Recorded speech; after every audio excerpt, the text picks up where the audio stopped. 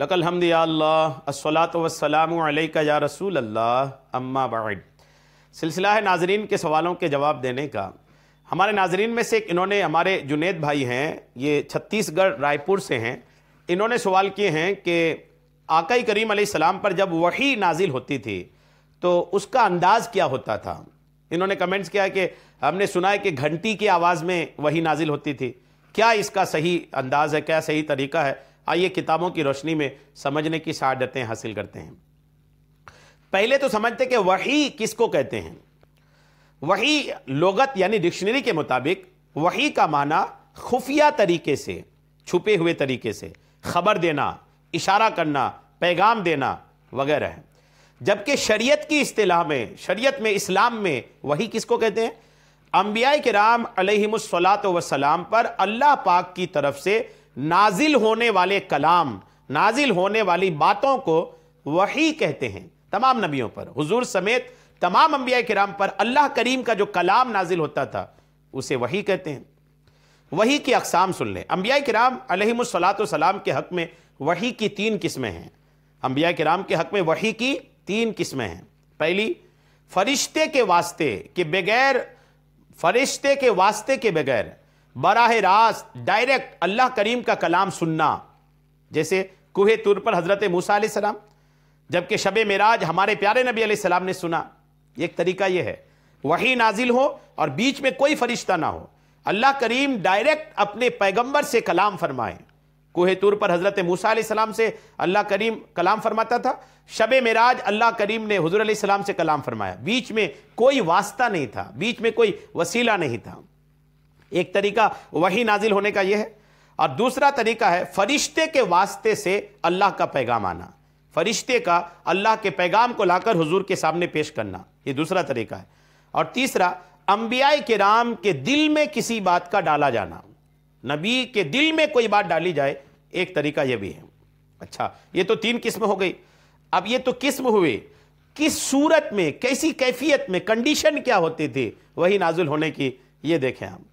نزول وحی کی 7 صورتیں ہیں، 7 طرح سے وحی نازل ہوتی تھی۔ وحی کی یہ 3 قسمیں 7 صورتوں میں پائی جاتی ہیں۔ نمبر 1، پہلی ہے خواب میں، جیسے حضرت ابراہیم علیہ السلام کو خواب میں حضرت اسماعیل علیہ السلام کی قربانی کا حکم ہوا، وہ بھی وحی تھی۔ اب نبی کا جو خواب ہوتا ہے وہ وحی ہوتا ہے، ابراہیم علیہ السلام کا خواب بھی وحی تھا۔ دوسری قسم، دل میں کوئی بات ڈال دی جائے، اللہ کریم اپنے نبی کے دل میں کوئی بات ڈال دے، یہ بھی وحی ہے۔ اور تیسری طرح جو وحی نازل ہونے کا تھا وہ گھنٹی کی آواز کی صورت میں وحی آئے، گھنٹی کی آواز کی صورت میں وحی۔ ہمارے لیے تو گھنٹی کی آواز، لیکن پیغمبر اسلام اس گھنٹی کی آواز میں بھی ساری بات، سارا کلام اللہ کریم کا سمجھ لیتے تھے۔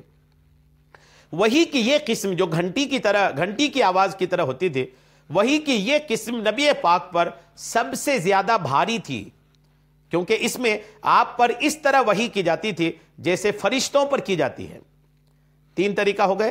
چوتھی طرح کا جو نازل ہوتا تھا، دیکھیں، فرشتہ، اللہ کا کوئی فرشتہ کسی معروف یعنی مشہور، جانے مانے یا غیر معروف یعنی انجان آدمی کی شکل میں، فرشتہ کسی آدمی کی شکل میں رسول کے پاس آ کر اللہ کا کلام پیش کرے، جیسے حضرت جبریل علیہ السلام آرابی دیہاتی کی صورت میں حاضر ہوئے، اور حضرت دہیہ کلبی صحابی رسول ان کی شکل میں حاضر ہوتے تھے۔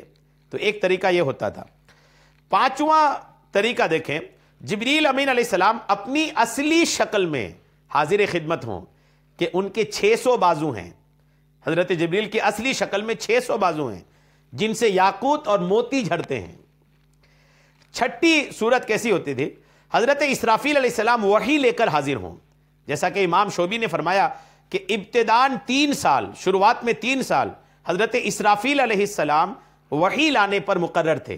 شروع میں حضرت جبریل علیہ السلام وحی نہیں لاتے تھے، شروع میں 3 سال تک حضرت اسرافیل علیہ السلام وحی لے کر آئے۔ پھر اس کے بعد یہ خدمت حضرت جبریل علیہ السلام کی سپرد ہوئی، اور انہی کے ذریعے پھر پورا قرآن پاک نازل ہوا۔ 7ویں اور آخری صورت سنیں، انبیاء کرام علیہ السلام پردے کے پیچھے سے یا بلا پردہ اللہ پاک کا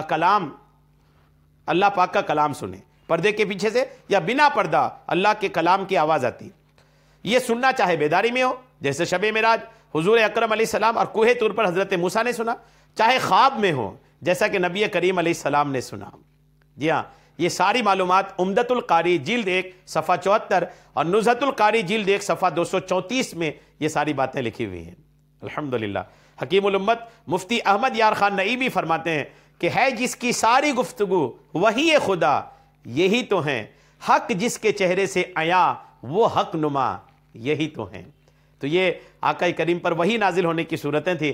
اللہ کریم ہم سب کو آقا کریم کی خوب برکتیں عطا فرمائے، آقا کی سنتوں پر عمل کی توفیق عطا فرمائے، آمین بجاہ النبی الامین صلی اللہ تعالی علیہ وسلم۔